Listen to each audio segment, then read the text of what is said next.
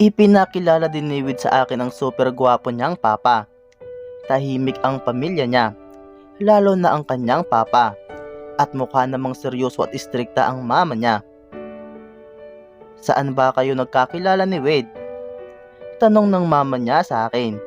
Makinis ang mama ni Wade. Matuwid at makintab din ang kanyang buhok. At may aura talaga ng pagiging teacher sa kanya. Ang papa naman niya ay tahimik at mukhang serious type. Sa school po. Sagot ni Wade. Tumango ang mama ni Wade sa akin. Ngumiti na lang ako kahit nag-uumapo na ang kaba ko. Siyempre, ito ang unang pagkakataong maipakilala ako sa parents ng isang lalaki. Schoolmate nyo rin si Zoe, di ba? Tumango ako at sinulyapan si Wade. Pero kumuyob ang panga ni Wade sa sinabi ng mama niya. Na-curious tuloy ako kung bakit. Hindi ba siya nagalit, Wade? Dahan-dahan kong inuya ang pagkain ko. Ang mama naman ni Wade ay nakatingin sa pagkain na parang wala lang kahit nakakaintriga na ang tanong niya. Hindi naman. Simpleng sagot ni Wade.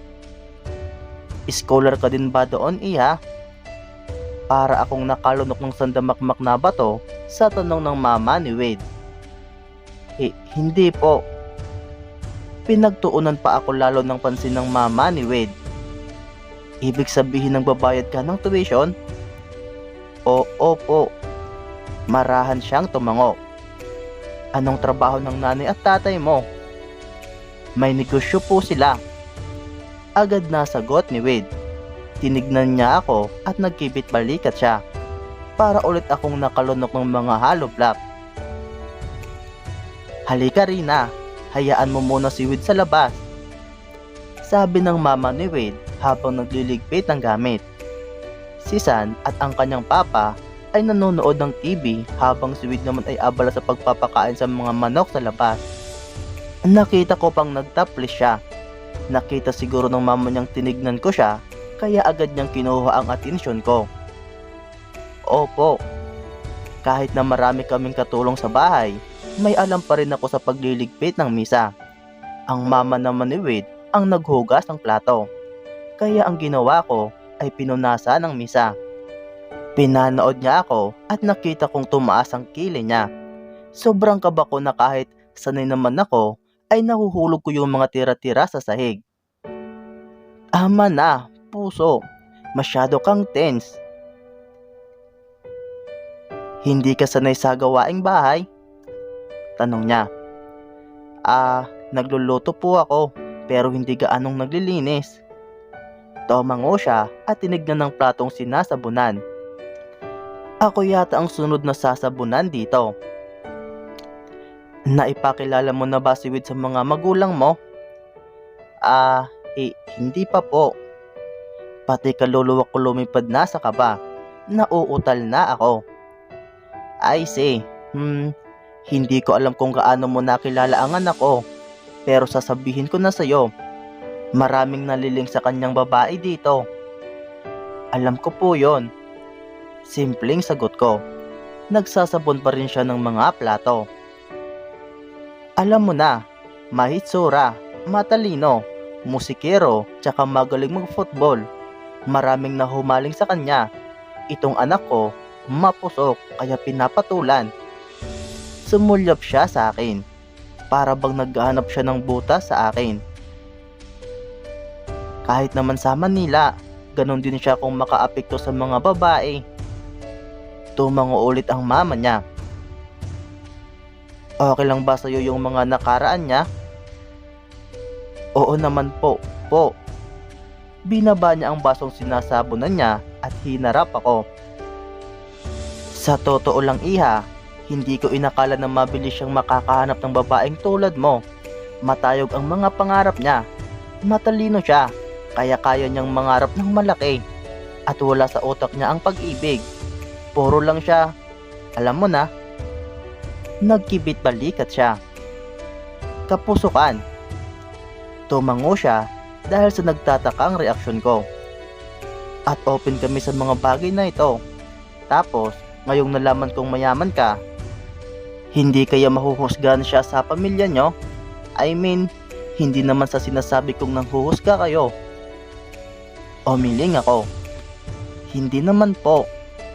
I feel so guilty. Mabuti sana kung ganon.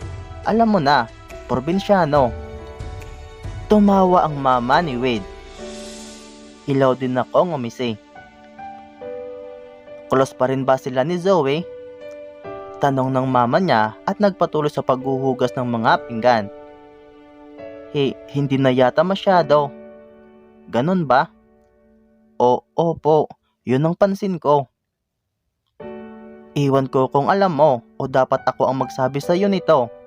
Wag mo na lang sigurong banggitin kay Wade pero si Zoe ay may gusto kay Wade. Alam ko po yon. Pero walang gusto si Wade sa kanya. Talagang mapusok lang ang anak ko. Tsaka si Zoe kasi ang nakasama niya sa Manila. Kaya mas lalong naging close sila. Tumango ako. Mahirap mahalin si Wade kasi maraming babae ang kakabit sa pangalan niya, lalong-lalo na sa isang tulad ng mayaman. Natahimik ako sa sinabi ng mama niya. Hindi ko alam kung ano ang gusto niyang iparating sa akin. Baka mahusgahan siya ng pamilya mo. Hindi naman po kailangan ng approval ng pamilya ko para mahalin ko siya.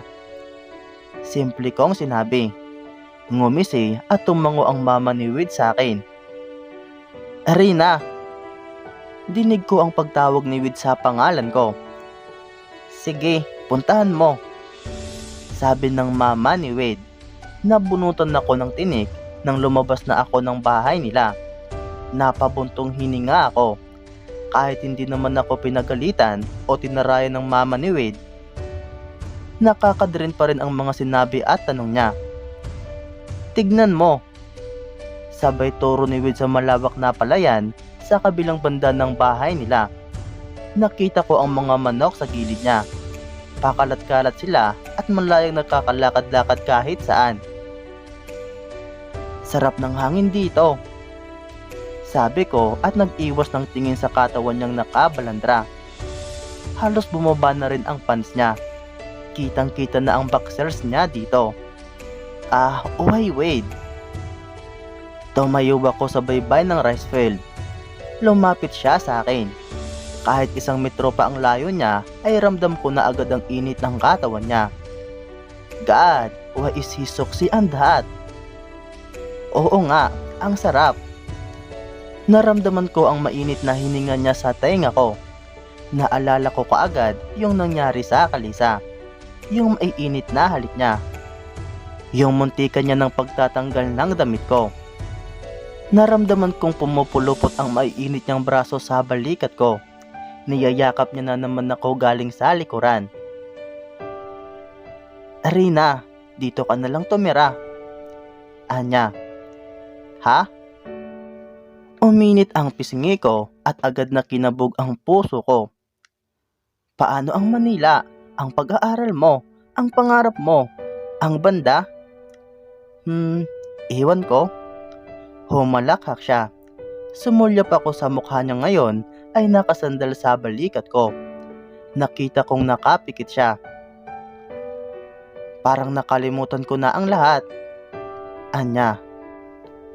Tuwing dadating akong Manila galing Alegria at nakikita ko ang matatayog na building at city lights, ikaw ang naaalala ko.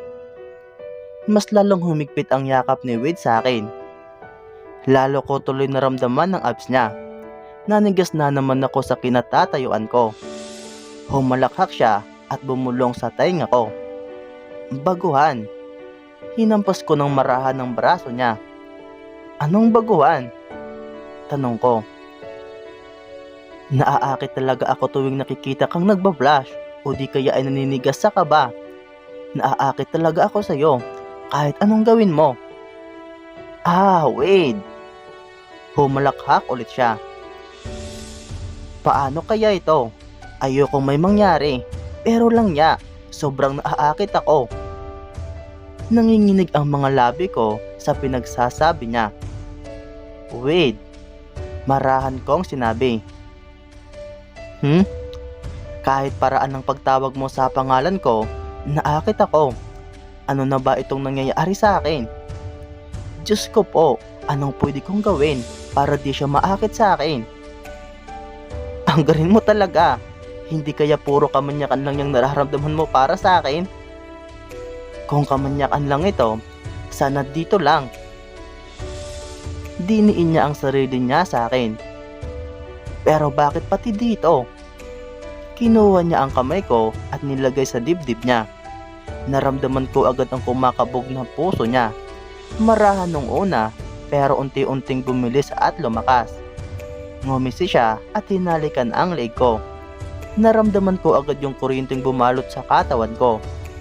Ladies and gentlemen, this is with Sex Ribas. Para akong nililiparan ng kaluluwa sa tuwing dadapo ang balat niya sa balat ko. I love you, Rina Carmila Elizalde. Kahit ayaw kong magmahal, minahal pa rin kita. Napapikit ako sa pahid ng kanyang mga labi. Damn, it feels so good. Kuya, may naghahanap sa'yo. Untag ni Iverson. Napatalon ako sa bigla. Nilingon din siya ni Wade at padabog na tinanong. Sino? Ang wrong timing mo, talagang bata ka. Si Ate Zoe. Nagkatinginan kami ni Wade. Nakita ko ang pamumutla niya.